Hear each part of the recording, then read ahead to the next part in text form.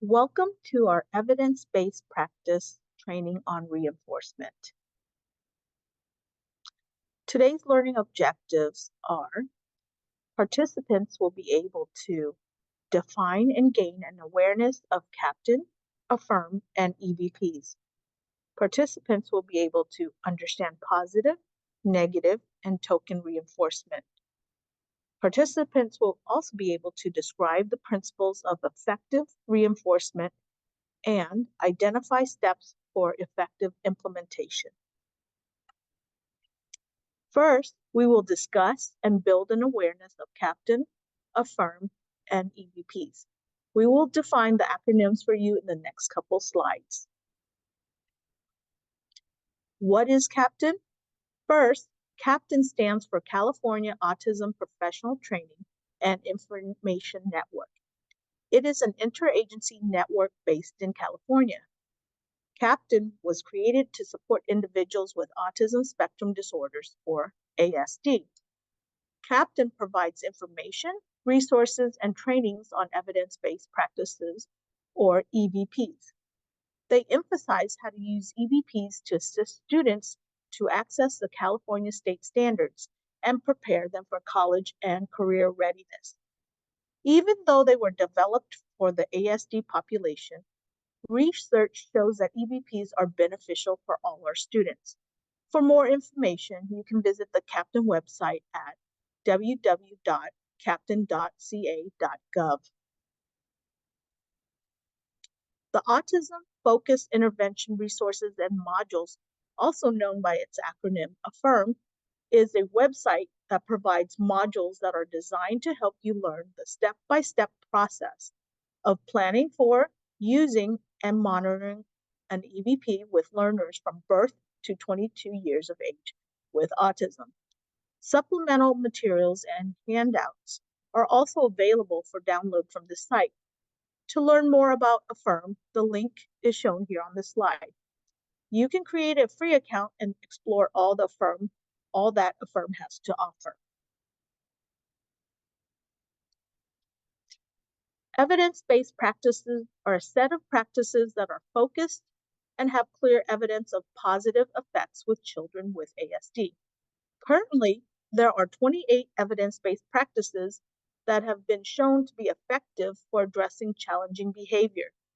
These instructional intervention procedures are focused and backed by scientific research.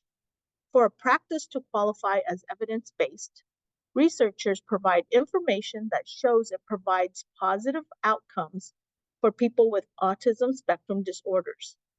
EVPs can be utilized across all settings, including the home, clinic, therapy sessions, and most importantly, in schools. Now let's focus on one evidence-based practice, reinforcement. Reinforcement describes a relationship between a behavior and its consequences. When a consequence is delivered, if a behavior increases, that consequence is considered a reinforcer. The practice of reinforcement is used to increase desired behaviors and skills. One way to remember reinforcement is to think of why we do things every day. Reinforcements are not only used with students with ASD, they are used in many circumstances. We all work for reinforcement. We will now talk about the difference between positive and negative reinforcement. Positive reinforcement is the act of adding something following the behavior that increases future probability of the behavior, such as giving a reward. For example, if a student is working on sitting on a chair, once the student demonstrates the desired behavior, immediately give them a reward. By doing this, students will work on a task or behavior or skill because they know they will receive what they want right after. This will increase the probability of the behavior in the future. Sometimes we confuse a negative reinforcement with a negative consequence. Let's look closer at this on the next slide. Reinforcement is contingent upon the demonstration of a behavior or skill. Reinforcement, whether it is positive or negative, increases behavior. Positive reinforcement is giving students something such as more computer time for demonstrating an appropriate behavior. Negative reinforcement takes away something. For example, you may give students a homework task to take away homework, something the student may want. We can give students a reward for following behavior or remove a task after behavior is shown. Punishment can actually decrease the desired behavior. At first, it may seem that students are responding to our expectation, but because punishment is not enjoyable, we will see that students' desired behavior actually decreases. For a student, it is disappointing to see something being taken away and can lead to more defiant behavior. If we punish students by giving them extra work or taking away recess, students lose motivation. When we teach our students skills and behaviors, we want to reward them for their efforts. Research tells us that with proper use of reinforcement, we can increase a desired or appropriate behavior skill.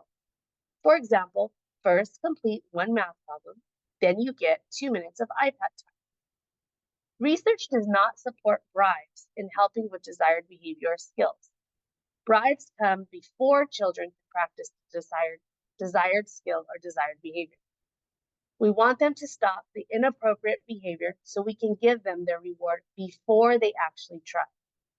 This does not help increase desired behavior. It actually does the opposite. Once students receive what they want, they have nothing to work for. Let's practice recognizing the difference in reinforcement and bribery, because sometimes we think we're reinforcing and we're actually bribing. Number 1, Dad gives toddler candy to get him to stop crying. Is it a reinforcement or a bribe? This is a bribe. The child received a reward without doing the act first. The candy came before the crying stopped. Number 2, teacher gives student a high five for getting the multiplication answer correct. Is this to reinforce or bribe? This is a reinforcement. The praise and high five follow the student's actions of getting the answer right. Number 3, a paraprofessional shows a student his favorite toy after he falls to the floor during a transition and offers the toy to the student to get him to do the transition. Is this a reinforcement or a bribe? This is actually a bribe. The desired behavior is the transition, so the student should not receive their favorite toy until they transition tantrum-free. Let's take a look at different types of reinforcers. A few ways to find out what would be the most effective reinforcer for a student is by sending a survey home, asking parents and guardians directly on what the student's interests are, and or observing the student closely to see what works. Consumables work for some students. This might be a quick snack, for example. It is important to know that items such as snacks do need to be used sparingly and faded out. Other reinforcers can include their favorite toy, talking about a topic of interest, taking a break, or doing their favorite activity. Be sure to use reinforcers that are age appropriate. It is so important to get to know your students as much as possible because it is essential for reinforcing desired behavior. There are 2 levels of reinforcers, primary and secondary. Primary reinforcement is a naturally occurring stimuli, something innate, like a reflex. It is a stimulus that is biologically important to an organism, such as food, water, sleep, shelter, safety, and pleasure. It leads to an involuntary response, such as recoiling, drooling, and trembling. Primary reinforcers are effective because they are biological and play a fundamental role in survival. While a primary reinforcer is innate, a secondary reinforcer is a stimulus that becomes reinforcing after being paired with a primary reinforcer, such as praise, treats, or money. Responding to the secondary reinforcer is a learned behavior, not a born reflex. When we hear of a token economy system, the token reinforcer falls under the secondary level. A child can receive tokens and accumulate enough to receive a big reward at the end. For example, a student may receive a token every time they sit correctly in their chair. Once 5 tokens are accumulated, the student can exchange them for a reward.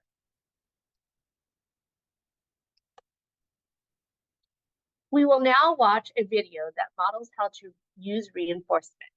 As you watch, think about what type of reinforcement is being used, if it is positive or negative, and if it is a primary or secondary resource. Are you finished? Well, thank you. How thoughtful. Would you like a chocolate? Yeah, sure. Thanks. Oh, sorry, Sheldon. I almost sat in your spot. Did you? I didn't notice. Have a chocolate. Thank you.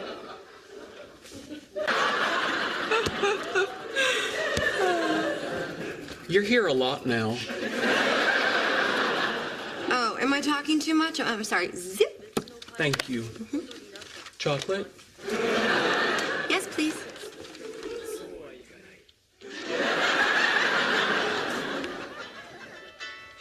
Oh, hey, Kim. Yeah, you know what? Hold on. Let me take this in the hall.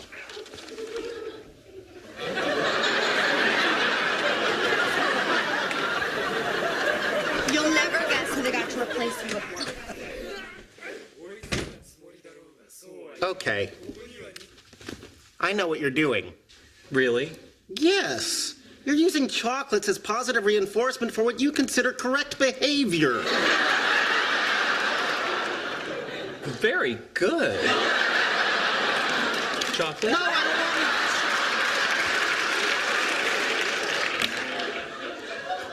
Sheldon, you can't train my girlfriend like a lab rat.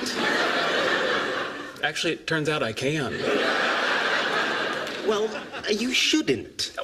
There's just no pleasing you, is there, Leonard? You weren't happy with my previous approach to dealing with her, so I decided to employ operant conditioning techniques, building on the works of Thorndike and B.F. Skinner. Yet by this time next week, I believe I can have her jumping out of a pool, balancing a beach ball on her nose. No, this has to stop now. I'm not suggesting we really make her jump out of a pool. I thought the bazinga was implied. I'm just tweaking her personality, just sanding off the rough edges, if you will. No, you're not sanding Penny. Are you saying that I am forbidden from applying a harmless, scientifically valid protocol that will make our lives better? Yes, you're forbidden. Bad, Leonard. You know, using positive reinforcement techniques, I could train that behavior out of her in a week. No. If you let me use negative reinforcement, I can get it done before we go to bed. You're not squirting her in the face with water. No, of course not. We're talking very mild electric shocks. No tissue damage whatsoever. Forget it. Oh, come on. You can't tell me that you're not intrigued about the possibility of building a better girlfriend. I'm not. Penny's qualities, both good and bad, are what make her who she is. You mean like that high-pitched, irritating laugh? Yes. You wouldn't prefer a throaty chuckle?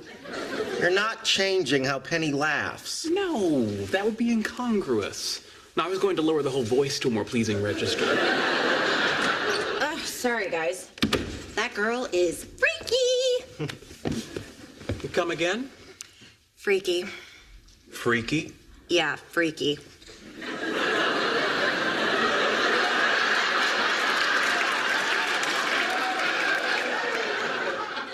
Have a chocolate. Thank you.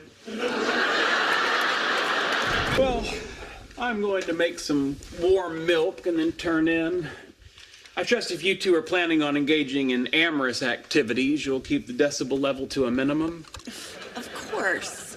Thank you. These are so good.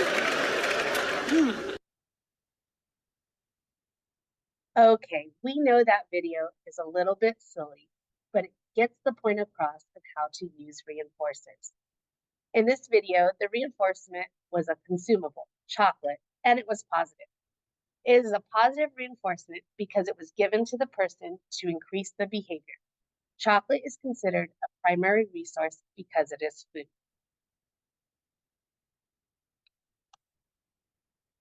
The EVP of reinforcement can be paired with another EVP, like visual supports. For example, you can have a choice board with pictures of the rewards that the student can choose from. By having that visual for them to look at, you can quickly point to it to give them that quick reminder on what they are working towards. This helps them stay motivated and on task. Here are some different visuals to pair with reinforcement. Use a token board. Try a checklist or chart. A first then chart is also another visual that works well, especially for students who have a difficult time waiting for their reward. One side shows what they have to do first, and the other shows the reinforcement.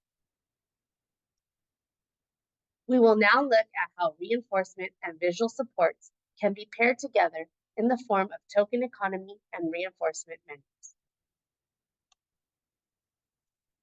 A token economy is a type of positive reinforcement where learners earn tokens which can be used to get desired reinforcers.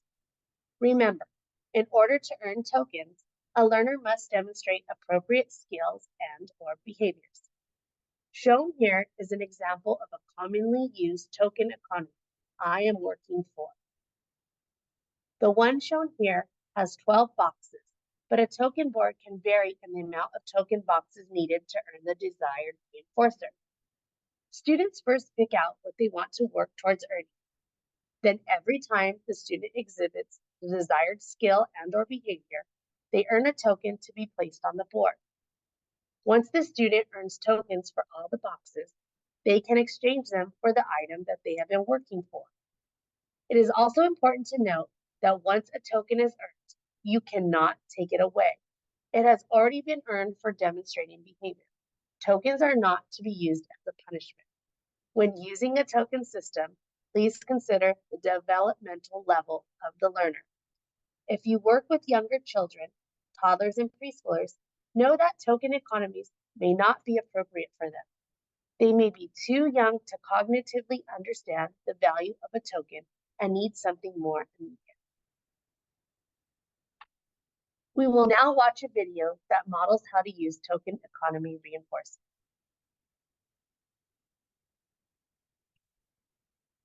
Joseph, look, each time you do a math problem, you're gonna get a happy face. 5 happy faces, we get a break, okay? All right, let's get started.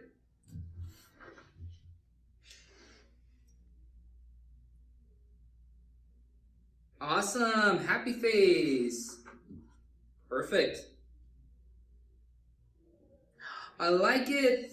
Another one. 3 happy faces. Nice. That's 4. And one more. Yes, Joseph. High five. All right, break time.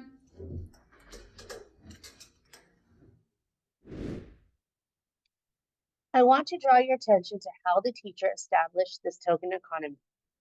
He defined the expectations. The student must finish each math problem. He discussed what the token item would be, happy faces.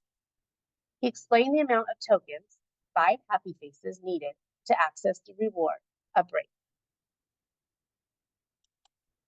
Let's do a quick review activity. As the statement is read, decide whether a positive, negative, or token economy reinforcer is used. I am given to a student for being on task. What am I? The answer is token economy. Every time the student is caught being on task, he was given a reward. I am an undesired activity that is removed because the student did a great job staying on task. Negative. When we remove a job or task as a reward, that is negative reinforcement. I am given to the student for getting all 5 answers correct. Positive. Students complete the task and then get the reward. In this section, Principles of Effective Reinforcement, we will go into detail about the effectiveness of reinforcement. Here's a list of key principles of effective reinforcement. 1. Make it personal. 2. Make it immediate and frequent. 3. Use natural reinforcement and pair it. 4. Have the right amount. And 5. Make it earned. The first principle is make it personal. Allow students to choose their own rewards. We all work for different reinforcements. Whereas one child may want to work for iPad time, another may want to work for time with a sensory ball. You can also use a preference assessment. Many different preference assessments can be found online, including found in the Affirm modules. Allow for students to choose different reinforcements often. A reinforcer may work and then suddenly it doesn't. Let the students dictate what it is they want to work for. On the Affirm website, in the reinforcement module, you can download a positive reinforcer checklist. This checklist is used to find out about what types of reinforcers will help a student be successful in targeting a specific skill or behavior. Principles of effective reinforcement number 2. Give reward immediately. This is especially true with younger children, and they should be allowed to receive their reward right after demonstrating the desired behavior because it's crucial when you're teaching a new skill. Making a student wait until the end of the day or end of the week does not allow a student to make that connection between the behavior skill and the reward. Additionally, remember frequency matters. If the reinforcement is random and not consistent, it is unlikely that desired behavior will be reinforced. Also, it is important to develop a fading plan once the desired behavior is learned. Fading is not completely withdrawing the reward suddenly. The purpose of reinforcement and fading is to teach the learner to generalize that behavior.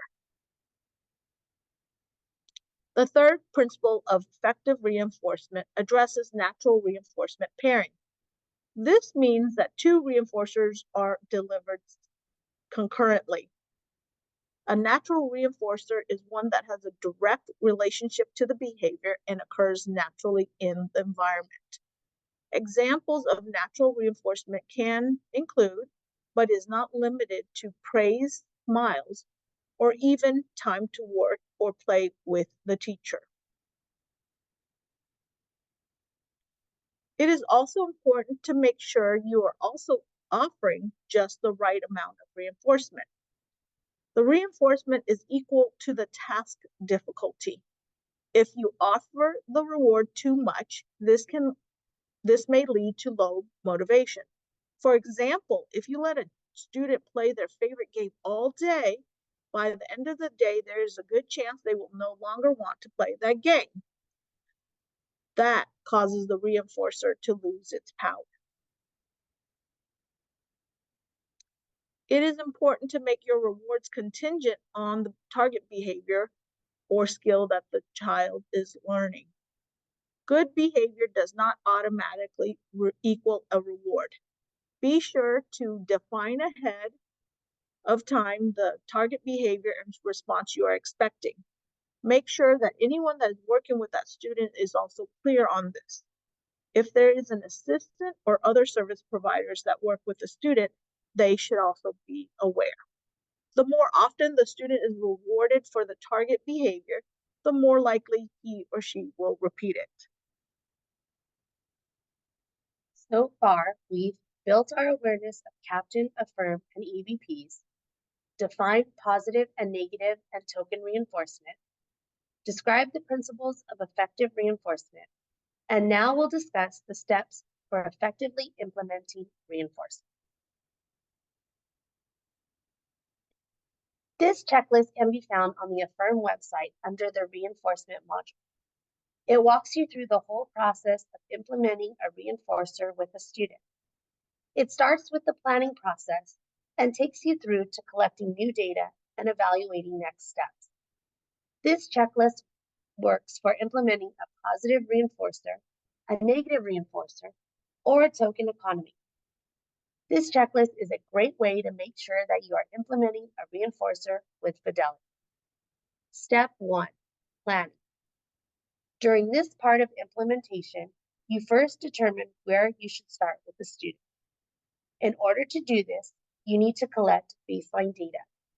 For example, if the student's target behavior is staying in their seat during a lesson, first you need to know things such as how long can they stay in their seat, how often they get out of their seat, and when does this happen. Step 2, using.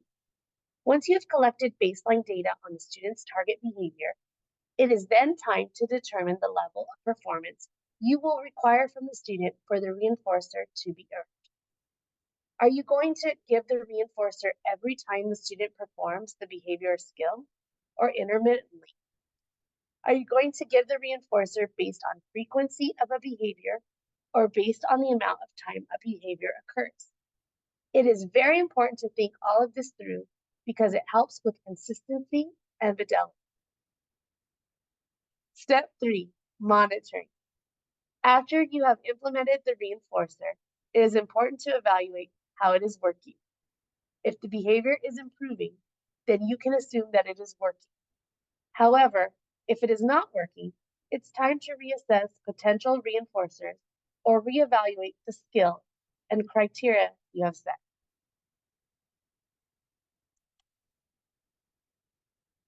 Let's look at a few different implementation scenarios that include both problem and solutions. Pause the video and take a moment to read them. When you're done reading, push play to wrap up this professional development.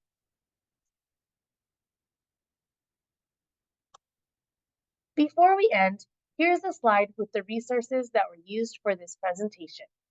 Thank you very much for joining us today. We truly appreciate your time.